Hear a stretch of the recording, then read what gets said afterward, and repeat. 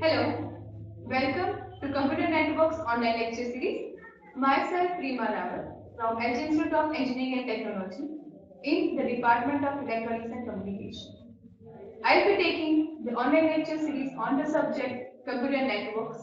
So let's start today's session.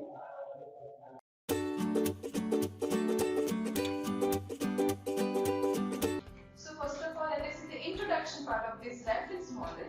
So the ISO stands for International Standards Organization and the OSI stands for Open System Interconnection. This is the basic reference model which represents the layered architecture for accessing the networking platform. So this model is based on the proposal developed by the International Standard Organization, that is ISO, as a first step towards international standardization of the protocols used in the various layers. So let's see how this model looks like and what are the layers for that and how they communicate with different protocols. So let us see the ISO OSI reference model. So in this reference model there are basically 7 layers and each layer performs the networking protocols using different layers. So let's see the first layer. For example, we have taken the host A and host B who wants to communicate. In this, both have the same 7 layers. So at the host A side, the first layer is physical layer. The second layer above the physical layer is data link layer. The third layer above the data link layer is network layer. Then the next layer, fourth layer, is transport layer.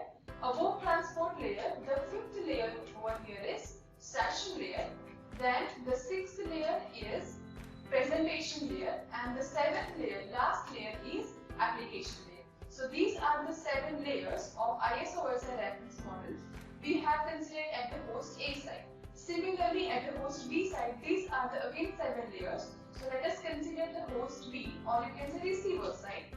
So the here first layer is physical layer. Similarly, the second layer is data link layer. Then the next layer is network layer. Above that, the transport layer is that. Then similarly, above transport layer, there is session layer. Then the next is presentation layer, and the last layer over here is the application layer. So now, if they want to communicate, the first protocol between the application layers is referred to as the application protocol. Protocols are the rules through which the data can communicate, or you can say data transfer can take place. Then between the presentation layers, there is a presentation protocol using which the data transfer takes place. Then between the session layers of these two hosts, there is a session protocol, and between the transport layer, the protocol is referred to as the transport protocol. Now in the 3 layers, that are physical layer, data link layer and the network layer, there is a boundary which is called as the subnet boundary, which is referred to also as the communication subnet boundary. Now subnet is what? So subnet is the collection of communication links and devices, or else you can say nodes. So here in this subnet boundary, for the network layer, we have the network router protocols. Similarly, between the data link layer, the data link layer router protocols are there. And similarly, at the physical layer, in this communication subnet boundary, there is physical to physical router protocols are there. So here are the different router protocols for the three layers that are physical, data link layer and the network layer. Now in all of these layers, the data is in the different formats. So in physical layer, the data is in terms of bits. In data link layer, the data is in terms of frames. In network layer, data is in terms of packets. In transport layer, the unit or the name of exchange unit is TPDU, which is referred to as the transfer protocol data unit. Similarly, in session layer, the unit is referred to as the SPDU, which is referred to as the session protocol data unit. In presentation layer, again it is presentation protocol data unit, PPDU. And in the last, that is application layer, the name of the exchange data unit is referred to as the APDU, which is application protocol data unit. Okay, let us see each of these layers and its roles in detail. So the first one over here is the physical layer. So in physical layer, as the name suggests, it is related to the physical parameters of the models. That means if you want to transmit the data, what are the physical parameters or what are the physical constraints you will have? That means you will transmit data using the copper cable or coaxial cable or the fiber optic cable. How you can transmit the data using the wires or wireless media. That is concerned for the physical layer. So as you can see over here, we are considering a transmission media through which the data can take place, and using this, the physical layer transports the data its above layer, that is the data link layer. So if it is at the host A or host B side, it can transmit or it can take the data from and to the data link layer. So this is the first physical layer. In further chapters, we will see the physical layer roles, its parameters, its constraints, and what are the different medium we can use to transmit the data. Now the next layer is the data link layer. So as the name suggests, the data link layer is useful for the data transmission and its parameters. That means if you are transmitting any data, what are the probabilities of the error, and if there is any error, how you can correct the errors. So in this layer, you will have the error correction and detection parameters. So in data link layer, the data is in terms of frames. So from the received data, that is in terms of bits. From the physical layer, it will convert it into frames, and then it will transmit to its above layer, that is the network layer. So this is how the physical layer, network layer is using the data link layer. Now the next is network layer. The network layer is very important in this all layer architecture because the network layer is related to the packets and how the packets travel to the network and how they can establish the communication, or as you can say, establish the network. It is very important. So in network layer, as you can see, it converts the received frames, that is from the data link layer, into packets, and by encapsulating these packets, it will travel to the network. So this is how the network layer takes the packets and transfer to the transport layer and receive the frames from the data link layer. So in network layers, we will have the routing algorithms, which is very important. That means how the data can select the path from all the available multiple paths. Then the next is the transport layer.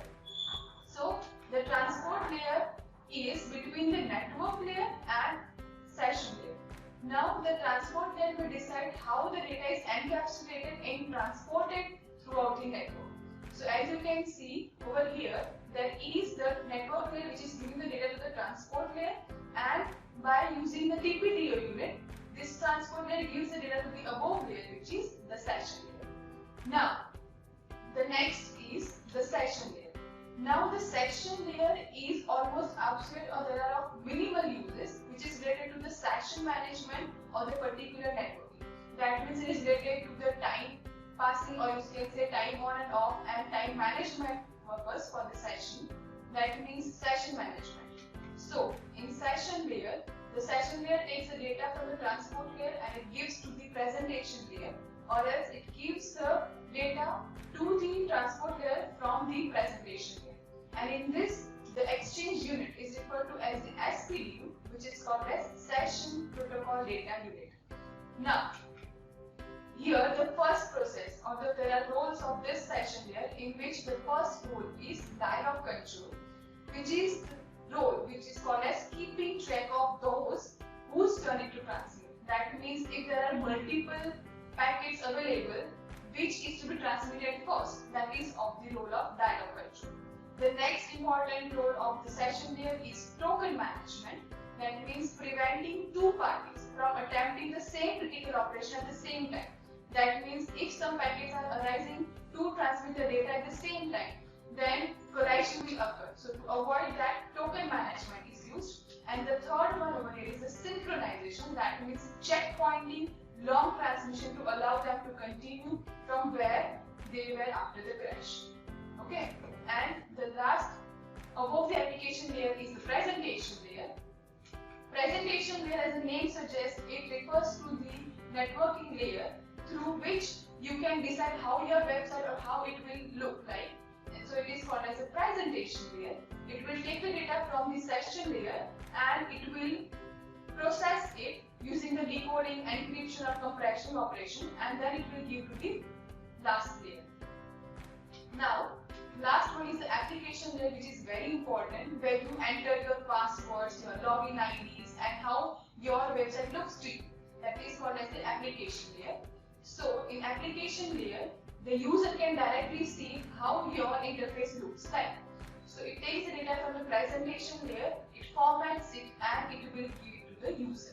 Right? So, one widely used application protocol in this application layer is HTTP, which is referred to as the Hypertext Transfer Protocol. This HTTP is very important for accessing World Wide Web, that is www.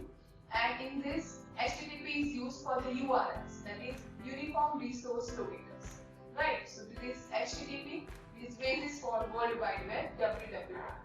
Right? Now in this, the session and presentation layers has the same or duplications of roles which can be avoided. So for further models, this ISO-OSI reference model was revised and they have absolutely these two layers, which is referred to as the TCP/IP reference model. This reference model we will see in the next session, and I hope this ISO-OSI reference model is clear to you now. I am revising this again. In ISO-OSI reference model, there are 7 layers: physical layer, data link layer, network layer, transport layer, session layer, presentation layer, and the application layer. So these are the 7 layers of ISO-OSI reference model. These are the references, the GPU syllabus for this subject, the textbook, and these are some other references which I have referred to. Thank you for listening.